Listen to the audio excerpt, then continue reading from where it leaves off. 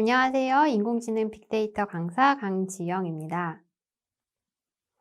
이번 시간에는 빅데이터 분석과 시각화 방법에 대해서 살펴보겠습니다. 먼저 살펴볼 내용은 빅데이터 시각화 기반의 탐색적 데이터 분석 방법이고요. 그 다음으로 살펴볼 내용은 통계 이론 기반의 빅데이터 분석 방법입니다. 탐색적 데이터 분석부터 살펴보겠습니다. 탐색적 데이터 분석은요, EDA라고 해서 우리가 EDA라는 용어를 보통 더 많이 사용하는 것 같아요. 자, EDA라고 하는 거는요, 데이터를 본 게임에 앞서서 직접적으로 이제 데이터 분석 알고리즘을 만들기 위해서 이 데이터가 어떻게 생겼는지, 얼마만큼 있는지, 어떤 형태로 분포해 있는지를 확인하는 과정이 바로 이 EDA 과정이 되겠습니다. 우리가 분석할 이 데이터, 빅데이터의 양은요, 테라바이트에서 페타바이트급만큼 굉장히 많은 양을 다루고 있기 때문에 이 데이터를 하나씩 살펴보는 것은 불가능합니다. 그렇기 때문에 우리는 EDA라고 하는 방법을 사용을 해서 데이터 시각화도 해보고 그리고 주요 통계 지표를 확인을 하면서 데이터에 대해서 이해를 하는 과정이 필요한데요. 이때 활용할 수 있는 방법이 수치형 데이터의 경우에는 통계 수치를 확인하는 방법이 있고요. 그리고 데이터 시각화라는 방법을 활용할 수가 있습니다. 이번 시간에는 데이터 시각화 방법에 초점을 맞추어서 EDA를 하는 방법을 살펴보도록 하겠습니다.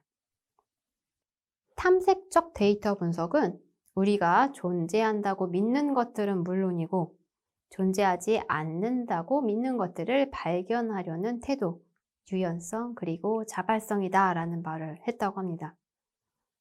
혹시 이 강의를 들으시는 분 중에 EDA를 해보시는 분들이 계시다면 아마 끄덕이실 거예요. 자, 우리가 데이터를 분석하기 전에 편견을 가지고 있는 것들이 있어요. 아마 이런 데이터들은 이런 형태로 분포를 할 거야. 그리고 이 데이터랑 이 데이터는 상관관계를 가지고 있을 거야. 이런 식으로 편견을 가질 수가 있는데요. 실제로 우리가 가지고 있던 그 생각이 맞을 수도 있고요. 미처 생각지도 못한 새로운 결과값을 발견해낼 수도 있습니다. 그래서 우리는 이 EDA 과정을 통해서 기존에 내가 믿고 있는 것들이 올바른 것인지 확인을 할 수가 있고요. 두 번째로 내가 존재하지 않을 거야 라고 했던 것들이 아니라는 것을 증명하는 활동일 수도 있습니다. 예, 이 데이터 탐색 과정은요, 데이터 분석 전체 프로세스에서 데이터 분석 모델을 만드는 단계에 바로 앞서서 진행하는 과정으로 본 게임에 앞서서 몸풀기 게임이라고 생각하시면 되겠습니다. 자, 우리가 이번 시간에 살펴볼 EDA 방법은 바로 데이터 시각화라고 말씀드렸습니다. 자, 데이터 시각화는 왜 필요할까요? 우리가 수많은 데이터를 다루다 보니 내가 있다고 생각하지도 못했던, 내가 가지고 있는지조차 몰랐던 나의 데이터가 굉장히 많습니다. 내가 실제로 알고 있는 데이터는 빙산의 일각인 거죠. 이처럼 내가 가지고 있는지조차 몰랐던 나의 데이터를 다크 데이터라고 합니다. 이처럼 우리는 수많은 데이터를 다루기 때문에 이 데이터를 효과적으로 표현할 수 있는 어떤 방법이 필요해요. 그때 활용할 수 있는 방법이 바로 이 데이터 시각화가 되겠습니다. 자, 데이터 시각화는요, 데이터 양이 폭발적으로 증가함에 따라서 데이터를 이해하기 위한 새로운 방식이 필요했고, 그래서 이 데이터를 숫자가 아니라 한눈에 볼 수 있는 도표나 차트 형태로 표현한 것이 바로 시각화가 되겠습니다. 자, 특히 이 시각화는요, 즉각적인 상황 판단이 가능하다는 장점이 있습니다. 우리 사람은요, 복잡한 긴 글로 쓰여진 내용보다는 이렇게 시각화된 그림이나 도표 형태의 정보를 훨씬 더 빠르고 오랫동안 기억을 하는 특징이 있다라고 합니다. 그렇기 때문에 데이터 시각화는요, 자료를 기억하는 데 굉장히 유용한 방법이 되겠습니다. 데이터 시각화하는 방법은 여러 가지가 있어요. 다양한 방법이 있는데 내가 아는 방법으로만 데이터를 시각화한다면 굉장히 비효율적이겠죠. 그렇기 때문에 이 데이터의 성격에 맞춰서 그리고 내가 표현하고자 하는 그 목적에 맞춰서 올바른 데이터 시각화 방법을 선택하는 것도 굉장히 중요합니다. 지금부터 여기에 나와 있는 데이터 시각화 방법들이 어떤 특징을 가지고 있는지 그리고 어떤 식으로 데이터를 표현해 내는지 살펴보도록 하겠습니다.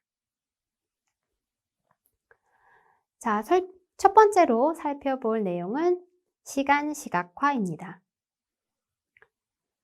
우리가 다루는 데이터 중에는 시간에 따른 데이터가 굉장히 많습니다. 날짜별로 매출이 어떻게 변화했는지, 날짜별로 혹은 시간별로 코로나 확진자의 추이가 어떤 식으로 변화하는지, 온도, 습도는 어떻게 변화했는지 등등 대부분의 데이터가 시계열 데이터라고 해도 과언이 아닐 정도로 시간에 따른 트렌드 변화를 확인할 수 있는 데이터가 굉장히 많은데요. 이런 데이터를 시각화하는 방법으로 막대 그래프와 선 그래프를 그리는 방법이 있습니다. 자, 선 그래프라고 하는 것은요, 막대 그래프의 가장 위에 위치하는 이 지점을 연결한 선이 바로 선 그래프가 되겠죠. 자, 그렇다면 막대 그래프가 어떤 특징을 가지는지 먼저 살펴보도록 하겠습니다. 자, 막대 그래프라고 하는 건요, 수치를 길이로 표현한 그래프가 바로 막대 그래프가 되겠습니다. 자, 이 막대 그래프는 사실 우리가 굉장히 어렸을 때부터 자주 접해왔던 그래프이기 때문에 어려운 점은 없습니다. 하지만 이 막대 그래프로 데이터를 표현하실 때 주의해야 할 점은요. 먼저 첫 번째, 너무 많은 막대가 생성되지 않도록 주의를 하셔야 합니다. 내가 분석할 전체의 날짜의 데이터가 3년치 데이터라고 가정을 해볼게요. 자, 1000일의 데이터를 하나의 장표 안에다가 막대를 세워서 그림을 그린다? 이 그림은요, 누군가를 이해시키기 위한 그래프라기보다는 컴퓨터에게 굉장히 노동을 요하는 그런 그래프일 뿐입니다. 그렇게 내가 수많은 장기간 동안의 어떤 시계열성을 보여줄 때에는 막대 그래프를 그리기보다는 선 그래프를 활용하는 것이 훨씬 더 효과적이겠죠. 자, 그 다음 두 번째로 주의하셔야 될 점은요, 막대의 크기가 비슷비슷한 경우입니다. 우리가 막대 그래프를 그리는 이유는요, 그 막대와 막대 사이에 차이가 클 때, 이때는 왜 이렇게 길이가 길지? 이때는 왜 이렇게 막대의 길이가 짧지? 이런 것들을 직관적으로 파악하고 그 데이터를 분석하기 위함인데, 전체적으로 막대의 길이가 비슷하다라고 할 때에는 막대 그래프가 아니라 다른 그래프를 활용을 해서 시각화를 활용하시는 것이 훨씬 더 효과적입니다. 이번에 살펴볼 시각화 방법은 분포 시각화입니다. 자, 분포 시각화라고 하는 것은요, 어떤 데이터가 있는데 전체에서 어떤 카테고리가 얼마만큼 차지하는지를 확인할 때 활용할 수 있는 시각화 방법입니다. 대표적인 분포 시각화 방법으로는요, 파이 차트와 도넛 차트 그리고 트리맵이 있습니다. 자, 파이 차트와 도넛 차트. 파이 차트에 이제 구멍을 뚫은 게 도넛 차트가 되는데요.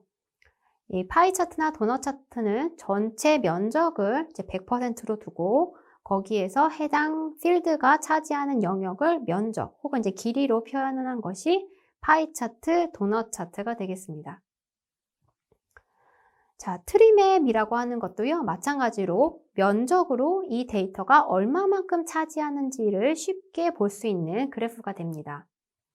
그런데 파이 차트와 도넛 차트와는 다르게 이 트리맵을 구성하기 위해서는 데이터의 구조가 하이어러키가 있어야 합니다. 즉, 위계, 계층이 있어야 합니다. 우측에 보시는 트리맵 그래프는요, 아마 주식을 하시는 분들은 좀 많이 보셨을 그 그래프일 수도 있어요.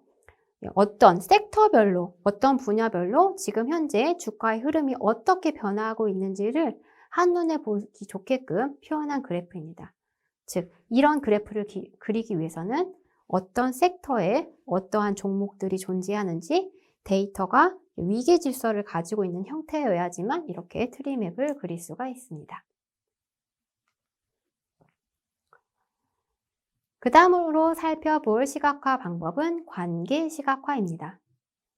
자, 관계 시각화라고 하는 것은 A라고 하는 변수와 B라고 하는 변수, 두 개의 변수 간에 어떠한 관계를 가지고 있는지를 확인하기 위한 방법입니다. 즉, A라고 하는 값이 증가할 때 B라는 값도 증가하고 있나? 혹은 A라는 값은 증가하는데 B라는 값은 감소하는가? 양의 상관관계 혹은 음의 상관관계가 있는지 여부, 혹은 상관관계가 있다면 그 상관 정도가 얼마만큼 강한지를 쉽게 파악할 수가 있습니다. 이렇게 두 개의 데이터의 상관관계를 파악할 때 가장 많이 사용하는 방법이 바로 산점도라고 하는 데이터 시각화 방법입니다. 지금 보시는 장표의 좌측 하단에 위치한 그 그래프가 산점도입니다.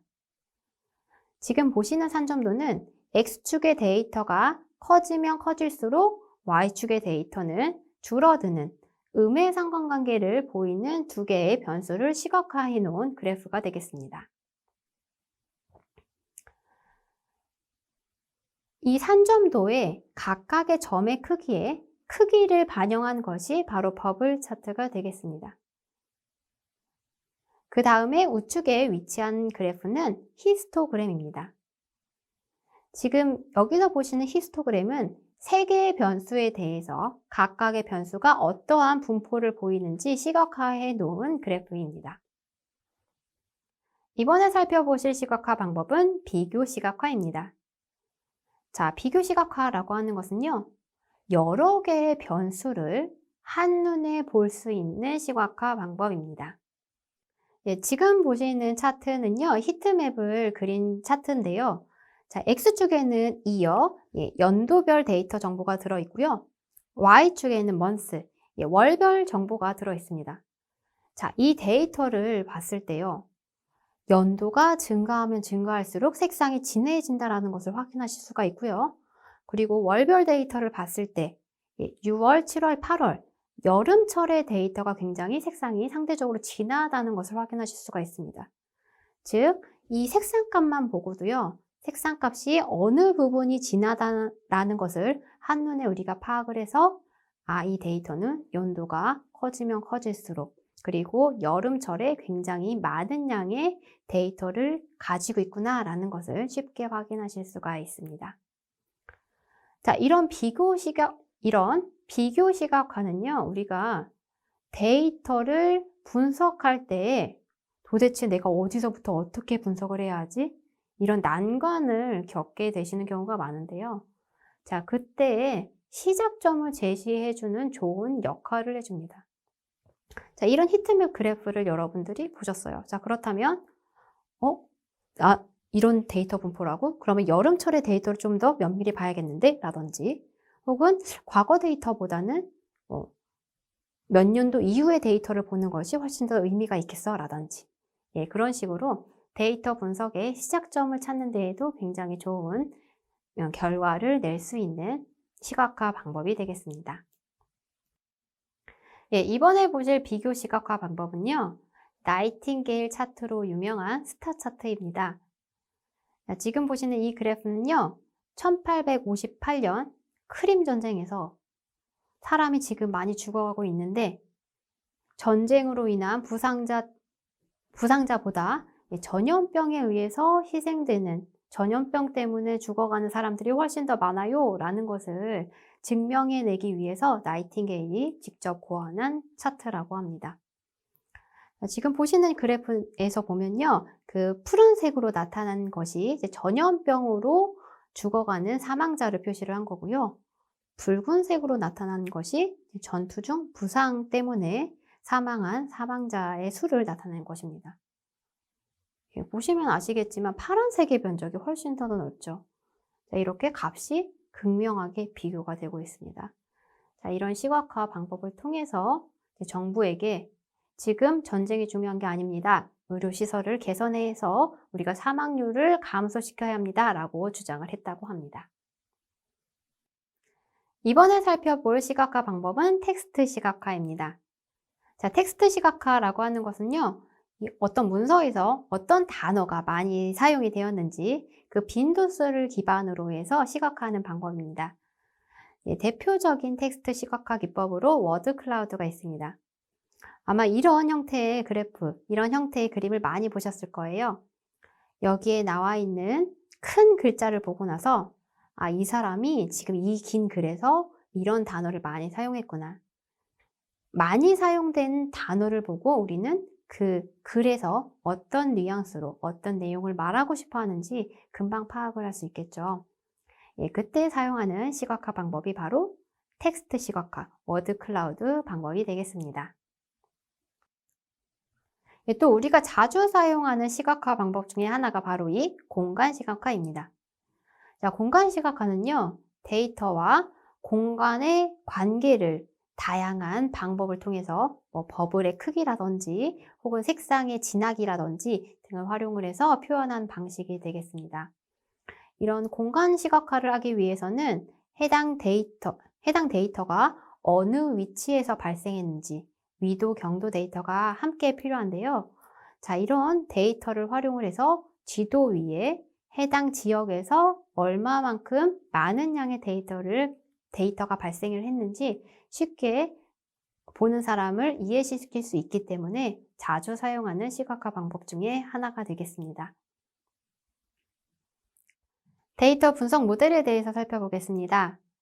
데이터 분석 모델이라고 하는 것은요, 많은 양의 데이터를 수학이나 통계 기반의 알고리즘을 활용을 해서 그 경향성이 어떻게 되는지 수식으로 도출을 하게 되고요. 이 수식을 기반으로 어떤 데이터의 카테고리를 구분을 하거나 미래 데이터를 예측하는 데 할 수 있는 모델이 되겠습니다.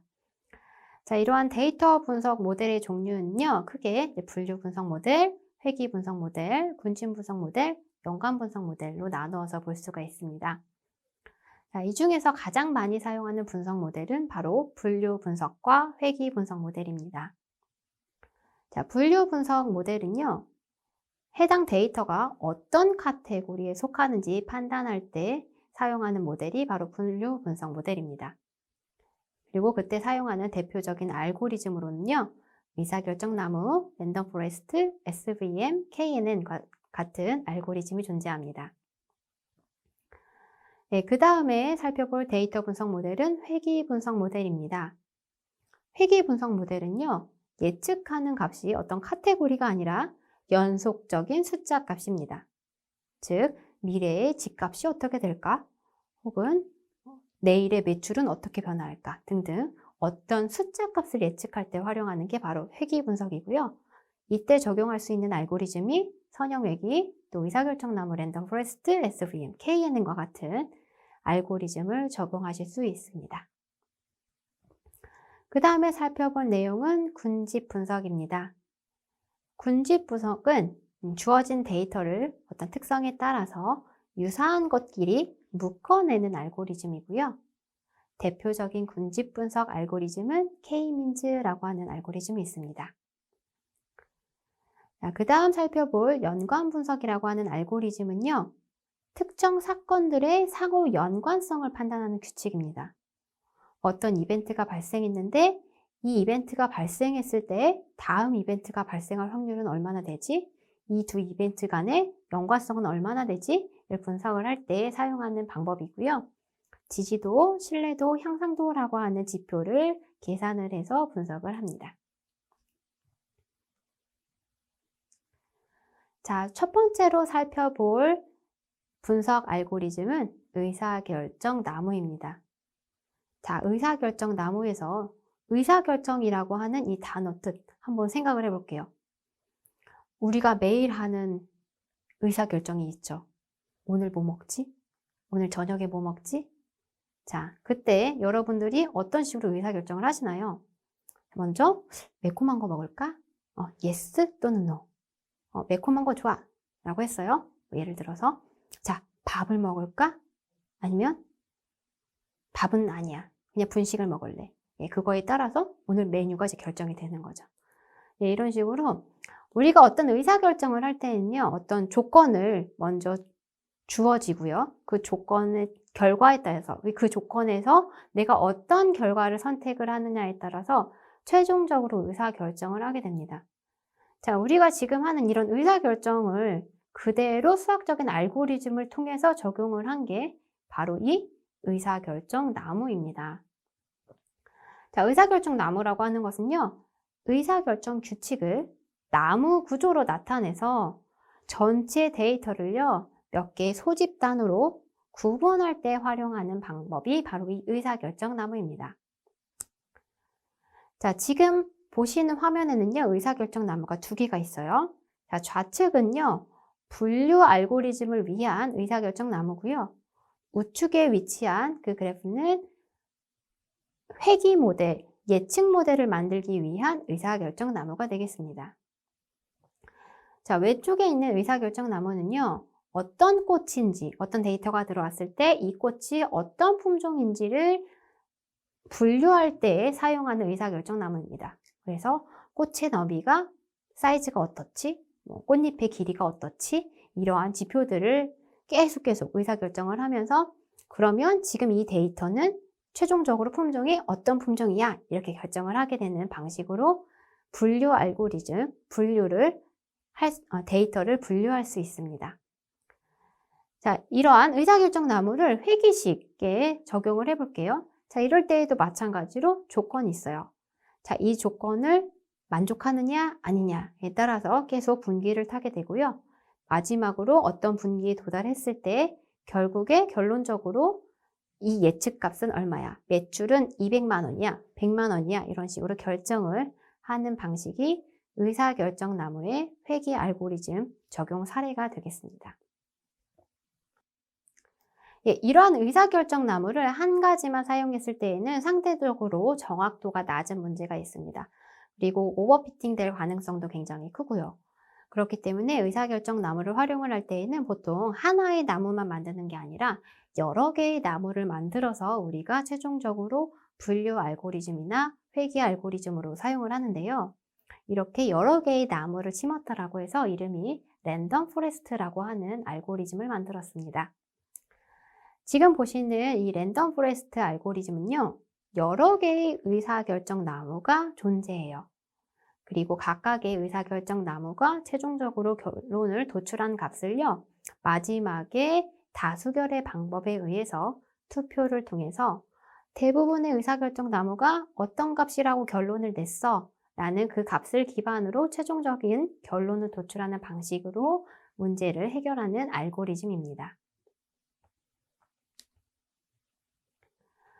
이렇게 랜덤 포레스트처럼요, 여러 개의 분류 모델을 조합해서 최종적으로 결론을 내는 그 모형을 우리는 앙상블이다라고 이야기를 합니다.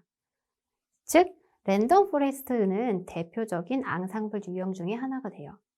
그리고 우리가 앞으로 살펴볼 다양한 분류 알고리즘 혹은 회귀 알고리즘을 조합해서 앙상블에서 사용을 한다면 훨씬 더 좋은 성능을 보이는 경우가 많습니다. 이번에 살펴볼 알고리즘은 리니어 리그레션, 선형 회귀 알고리즘입니다. 자, 이 선형 회귀 알고리즘은요, x라는 값, 그리고 y라는 값, 설명 변수가 있고, 그리고 그 설명 변수를 기반으로 어떤 값을 우리가 유출을 하고 싶어요. 결과가 되는 값을 도출하고 싶어요.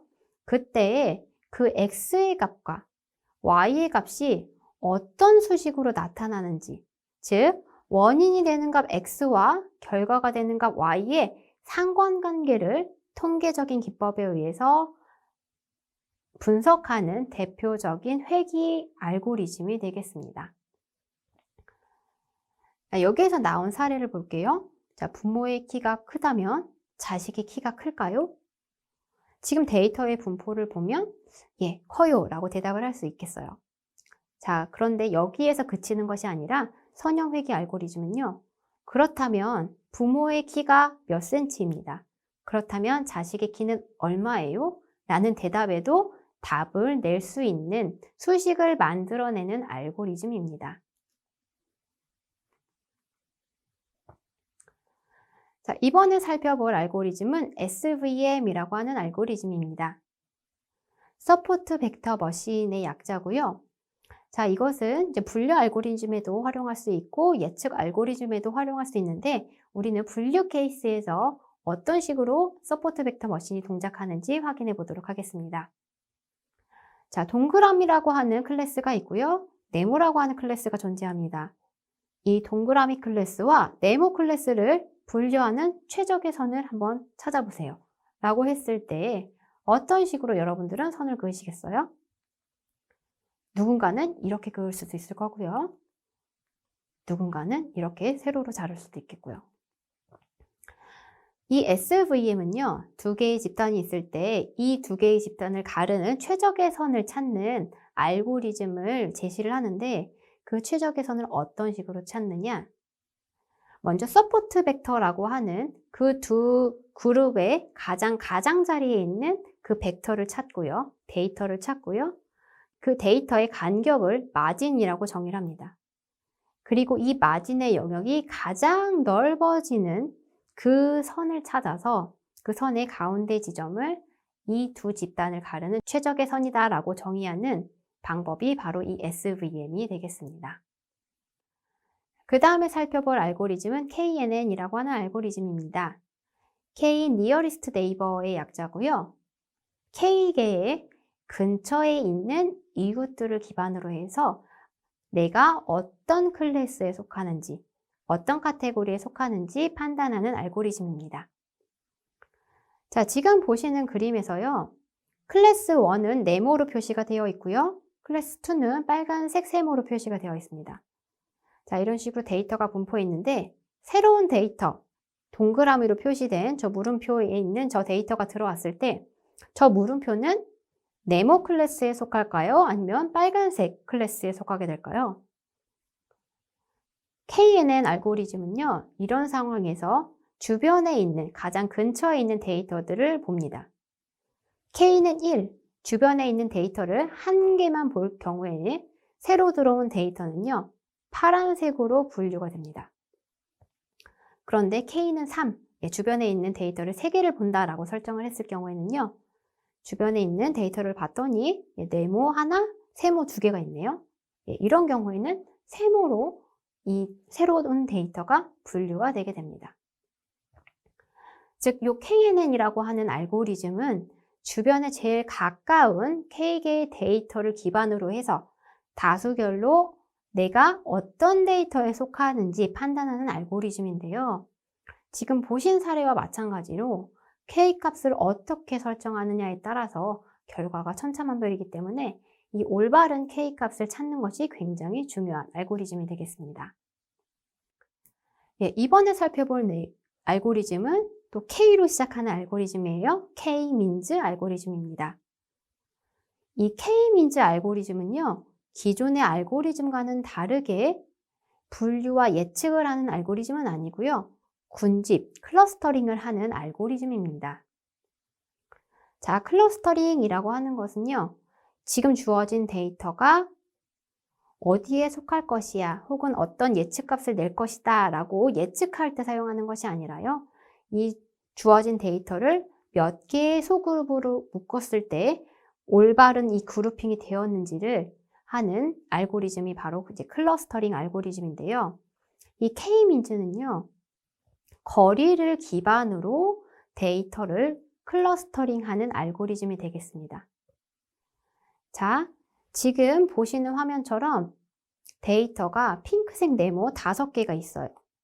자, 이 4개를 K개로 묶어. 자, 2개로 묶어라고 지금 컴퓨터에게 명령을 내렸습니다. 자, 그러면 컴퓨터는 어떤 식으로 데이터를 묶어 나가냐면요. 먼저 임의의 값, 임의의 2점을 선택합니다. 컴퓨터는 지금 파란색, 초록색을 선택을 했어요. 그리고 그 선택한 점을 기준으로 가장 근처에 있는 데이터들을 같은 그룹으로 묶습니다. 그래서 그 파란색과 초록색을 기준으로 가까이 있는 데이터들을 묶었어요. 그리고 그 묶음 안에 중심점을 찾습니다. 그리고 그 중심점을 기준으로 해서 다시 한번 데이터를 묶어냅니다. 예, 이러한 과정이 어떤 지점에 수렴될 때까지 계속 반복을 합니다. 예, 이런 식으로 계속 반복을 하다 보면 결국에 이런 식으로 데이터를 묶는 것이 효과적이다라는 결론을 내게 됩니다. 이번 시간에는 빅데이터 분석 방법에 대해서 살펴봤습니다. 먼저 본격적인 빅데이터 분석에 앞서서 몸풀기 분석 단계인 탐색적 데이터 분석에 대해서 살펴봤고요. 탐색적 데이터 분석을 할 때에 사용할 수 있는 다양한 시각화 기법에 대해서 확인을 해봤습니다. 그 다음으로 살펴본 내용은 통계 이론 기반의 빅데이터 분석 방법입니다. 통계 이론 기반 빅데이터 분석 방법은 분류 분석, 회귀 분석, 군집 분석, 연관 분석의 방법이 있고 이 목적에 따라서 다양한 알고리즘이 존재하는 것을 확인하셨습니다.